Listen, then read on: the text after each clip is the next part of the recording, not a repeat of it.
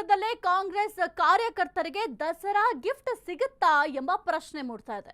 ಯಾಕಂದ್ರೆ ನಿಗಮ ಮಂಡಳಿ ಅಧ್ಯಕ್ಷರು ನಿರ್ದೇಶಕರ ನೇಮಕಕ್ಕೆ ಈಗ ಅಸ್ತು ಅಂತ ಹೇಳಲಾಗ್ತಾ ಇದೆ.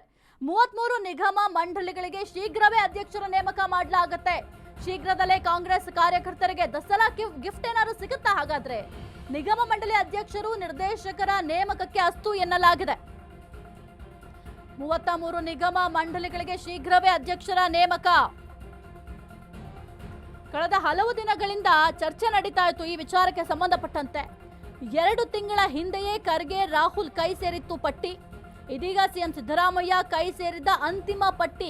ಬಿಹಾರದ ಸಿಡಬ್ಲ್ಯೂಸಿ ಮೀಟಿಂಗ್ನಲ್ಲಿ ಸಿಎಂ ಅವರು ಬ್ಯುಸಿ ಆಗಿದ್ದಾರೆ. ವಾಪಸ್ ಆಗ್ತಲೇ ನಾಳೆನೋ ಅಥವಾ ನಾಡಿದ್ದು ಪಟ್ಟಿ ರಿಲೀಸ್ ಮಾಡುವ ಸಾಧ್ಯತೆ ಕೂಡ ಇದೆ. ಇನ್ನು ಕಾಂಗ್ರೆಸ್ ಕಾರ್ಯಕರ್ತರಿಗೆ ಈ ದಸರಾ ಹಬ್ಬದಲ್ಲಿ ಏನಾದ್ರು ಗಿಫ್ಟ್ ಕೊಡ್ತಾರಾ ಸರ್ಕಾರ ಅಂತ ಅನ್ನಿಸ್ತಾ ಇದೆ. ಯಾಕಂತಂದ್ರೆ ನಿಗಮ ಮಂಡಳಿ ಅಧ್ಯಕ್ಷರು ಮತ್ತು ನಿರ್ದೇಶಕರ ನೇಮಕ ಮಾಡುವ ವಿಚಾರ ಸಾಕಷ್ಟು ಚರ್ಚೆಯಾಗಿತ್ತು.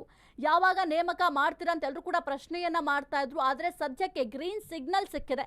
33 ನಿಗಮ ಮಂಡಳಿಗಳಿಗೆ ಶೀಘ್ರವೇ ಅಧ್ಯಕ್ಷರನ್ನ ನೇಮಕ ಕೂಡ ಮಾಡಲಾಗುತ್ತೆ. ಕಳೆದ ಹಲವು ದಿನಗಳಿಂದ ಕೂಡ ಒಂದು ಪಟ್ಟಿ ಆಲ್ರೆಡಿ ರೆಡಿ ಮಾಡಿಟ್ಕೊಂಡಿದ್ದಾರೆ. ಆದರೆ ಅದು ಇನ್ನೂ ಕೂಡ ಪೆಂಡಿಂಗ್ ಇದೆ. ಹಾಗಾಗಿ ಏನಾಗುತ್ತೆ ಅಂತ ಎಲ್ಲರೂ ಕೂಡ ವೆಯ್ಟ್ ಮಾಡ್ತಾ ಇದ್ದಾರೆ. ಸದ್ಯಕ್ಕೆ ಬಿಹಾರದಲ್ಲಿ ಸಿಡಬ್ಲ್ಯೂಸಿ ಮೀಟಿಂಗ್ನಲ್ಲಿ ಸಿಎಂ ಸದ್ಯ ಬ್ಯುಸಿ ಆಗಿದ್ದಾರೆ.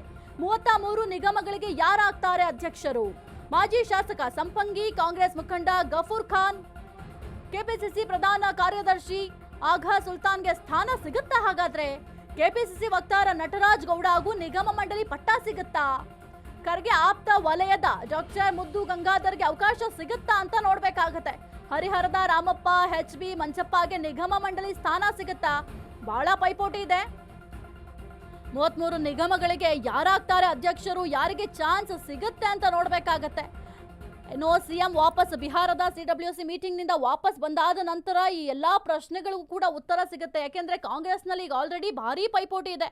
ನಾವು ಅಧ್ಯಕ್ಷರಾಗ್ತೀವಿ, ನಮಗೆ ಚಾನ್ಸ್ ಕೊಡಿ ಅಂತ ಸಾಕಷ್ಟು ಪೈಪೋಟಿ ಇದೆ. ಹಾಗಾಗಿ ಯಾರಿಗೆ ಸಿಗುತ್ತೆ? ಅದರಲ್ಲೂ ಮುಖ್ಯವಾಗಿ ಮಾಜಿ ಶಾಸಕ ಸಂಪಂಗಿ ಅವರಾಗಿರಬಹುದು, ಕಾಂಗ್ರೆಸ್ ಮುಖಂಡರಾದಂತಹ ಗಫೂರ್ ಖಾನ್ ಆಗಿರಬಹುದು, ಇದರ ಜೊತೆಗೆ ಕೆಪಿಸಿಸಿ ವಕ್ತಾರ ಆಗಿರುವಂತಹ ನಟರಾಜ್ ಗೌಡ ಕೂಡ ಈ ಸ್ಥಾನಕ್ಕಾಗಿ ಪೈಪೋಟಿಯನ್ನ ಮಾಡ್ತಾ ಇದ್ದಾರೆ. ನೋಡೋಣ ಯಾರಿಗೆ ಸಿಗುತ್ತೆ ಅಂತ. ನಾಳೆ ಅಥವಾ ನಾಡಿದ್ದು ಪಟ್ಟಿ ರಿಲೀಸ್ ಆಗುವ ಎಲ್ಲ ರೀತಿಯ ಸಾಧ್ಯತೆ ಕೂಡ ಇದೆ.